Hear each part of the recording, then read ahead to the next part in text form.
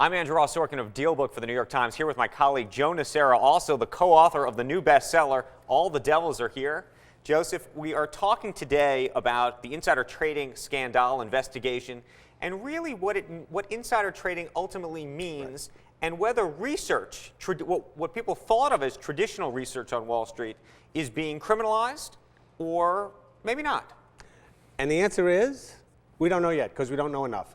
But enough has come out at this point that you can actually worry about whether normal research, stuff that you would applaud an analyst for doing, like so-called channel checks, is going to be made illegal by this. Okay, but let's talk about channel checks for a second, because channel checks, and let's define it for the audience, is this idea that research analysts and professional hedge fund managers and other investors are literally working the phones all day. They're talking to people inside of companies. That's right. Trying to get little bits of information. And the argument, I think, is this mosaic theory, that each bit of information unto itself is not material, but put together creates a mosaic which then they can use to actually get an edge over other investors. Which for many, many, many years, for as long as I've been around, was not only perfectly legal, but you patted the research analyst on the back for doing all the extra work instead of just waiting for the company to tell them what to think. Okay, but here's the question. If you walk into a Gap store and you ask the sales manager, how are your sales this week, right?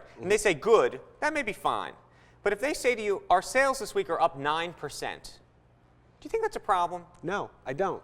I think it may be a problem for the guy who told you that, but where is it wrong to walk into a Gap store and say, hey, are your sales up? The expert networks themselves, Okay. because that to me is the real distinction, because these people are being paid. It's effectively going into the Gap and paying the manager for the sales figures for that week. And that to me is the big distinction. Well, if you're going to the Gap, I mean, nobody's hiring an expert I agree. who's a middleman. The experts that are being hired are people that really do have inside information. And I know hedge fund guys who have told me, I know one guy in particular who I can't name, who said, I used these guys at the beginning when these companies first, and he said it scared me. And the reason it scared me is because I could totally see that the regulators would look at this with askance. And so I dropped them. Okay, final question. Is the stock market a level playing field? Given all that we've learned about what professional investors are able to do and the access to information they have, whether we believe it's insider trading or otherwise, does a retail investor have a chance? Oh, well, there are two answers to that.